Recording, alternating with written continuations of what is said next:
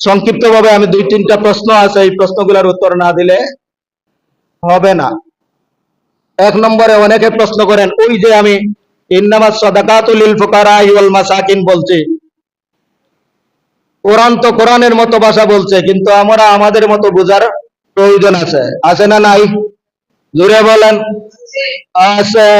ও আছেটার নাম হুজুরের কাছে মাসআলা জিজ্ঞাসা করব, হুজুরে ফতোয়া দিবেন, হুজুরে সিদ্ধান্ত দিবেন, হুজুরে মাসআলার উত্তর দিবেন, ওটার নাম ফতোয়া। তোমার দেশ তো ফতোয়া বন্ধ করে দিয়েছিল। আল্লাহ বলছেন 8 খাত। এখন আপনার আমার প্রশ্ন হলো, হুজুর আমার আপন ভাইকে দিতে পারবো, এই কথা আসছে 8 খাতের মধ্যে? আছে নাই তো? আছে নাই? যাদেরকে যাকাত দিতে পারবেন তাদের বিবরণ: আপন ভাই বোন, চাচা মামা ফুফু খালা, এদেরকে যাকাত দেওয়া যাবে। আপন ভাইকে দিতে পারবেন, আপন বোনকে দিতে পারবেন, আপন মামাকে দিতে পারবেন, আপন চাচাকে দিতে পারবেন, আপন ফুফুকে দিতে পারবেন, আপন খালাকে দিতে পারবেন। মনে থাকবে তো? আমি তার বিপরীতে উল্টাটা বলতেছি, যার কারণে, অর্থাৎ এমন আত্মীয়, ব্লাড সম্পর্কিত আত্মীয় যাদের পরণ পোষণের দায়িত্ব আমার শরীয়তের দৃষ্টিতে নাই, এহসানান দায়িত্ব আছে, ফরজ ভাবে নয়।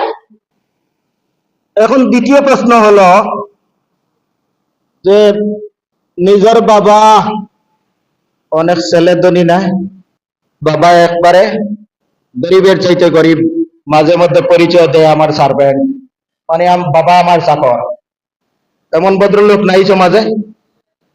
বাবাকে দিতে পারবেন না।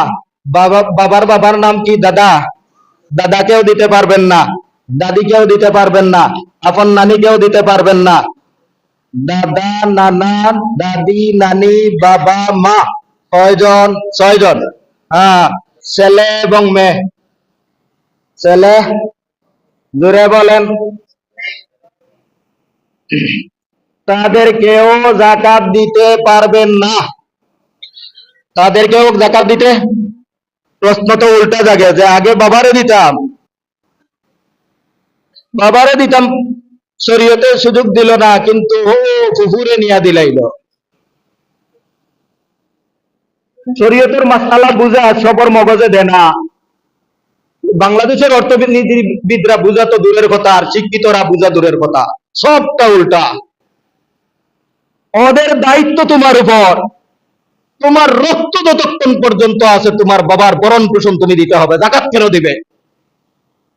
বাবা, মা, দাদা, দাদি, নানা, নানি, দেখছেন অনেকে বাবা মারে খাওয়ায়, কিন্তু নানা নানি রে, আপন ছেলে মেয়ে, এই সবগুলার দায়িত্ব তোমার উপর, তুমি যাকাত কেন দিবে? তোমার যা কিছু আছে সব দিয়া তাদের ভরণ পোষণ নিতে হবে, এই কারণে তাদেরকে যাকাত দিতে পারবেন না। আমি আরো সুন্দর উদাহরণ নিয়ে আসি। আপনার আর জামাই বউ আছে তো, স্বামী স্ত্রী আছে দেশ, কয়েকদিন তো আগে 2 দেশও স্বামী স্ত্রী আছে, এখন মনে হয় দেশের ভিতরে স্বামী স্ত্রী আছে।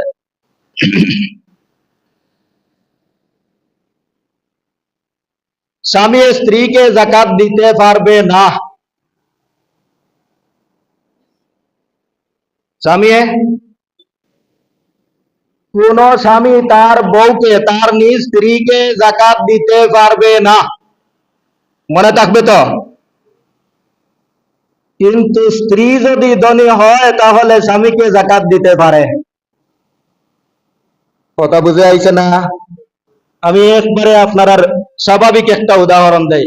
একজন মানুষ চাকরি করে, মাত্র মাসে যেই বেতন পায়, এই বেতনটায় কোন রকম সংসারটা চলে, কিন্তু বউ আল্লাহ দিলে বিরাট এক ধনী ম্যাডাম, তো ম্যাডামের আল্লাহ দিলে 7.5 ভরি সোনা অথবা 52 ভরি রূপা আছে, অথবা উনার আরো অন্যান্য দামি বস্তু মিলাইয়া ওনার উপর যাকাত চলে আসছে, কিন্তু আসলে স্বামী বেচারা গরিব, বউ তো অটো ধনী হয়ে গেছে।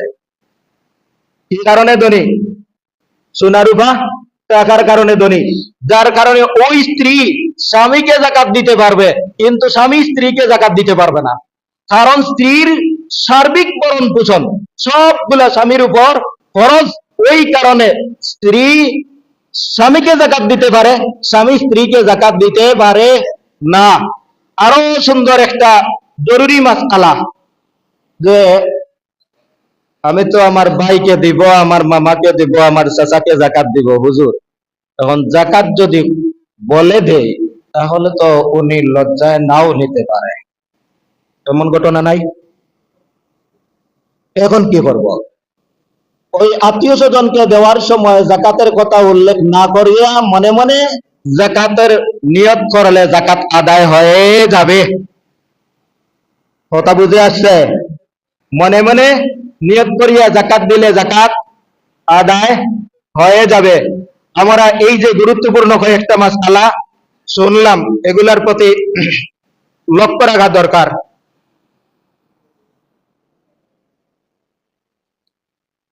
ব্যবসায়ী ভাইয়েরা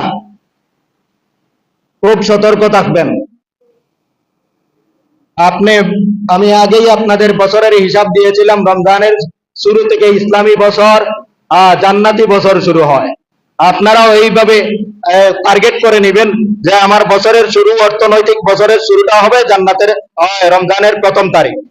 রমজানের প্রথম তারিখ, ওই রমজানের প্রথম তারিখ থেকে নিয়ে একবারে শাবানের শেষ তারিখ পর্যন্ত বছর হিসাব করিয়া আপনার ওই যেই দিন হিসাব করবেন ওই দিন দোকানের মধ্যে যত মাল থাকবে মালটাও কেশ তহবিলের মধ্যে চলে আসবে, আর সবগুলা মিলাইয়া জাকাত দিতে হবে।